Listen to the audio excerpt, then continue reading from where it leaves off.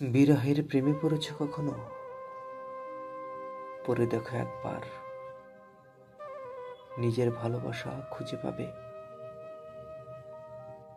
চাপা দীর্ঘশ্বাসের সাথে আপোষ করে দেখো, কত আপন করে ফিরিয়ে দেয় অপার সুখ।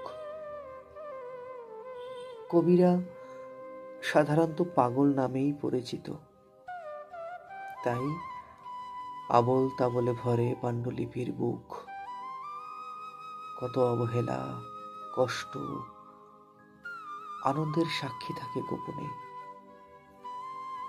কবিতায় শুধু এপার আর ওপারের গল্প। কারো পার ভাঙে চোখের জলের স্রোতে, কারো বাবার ওপার ভাঙার ব্যথায়। জীবনের চঞ্চল আবেগগুলো বুড়ো হয়ে যায় নীরবে। ভালোবাসতে জানলেই তো ব্যথার আরাধনা করা যায় গোপনে। ভালোবাসতে জানলেই তো হাসি কান্নার ফুল ফোটানো যায় ব্যথার পুজোয়। আসলে আসলে প্রেম না শ্যাওলা পড়া পরিষ্কার জলের মতো।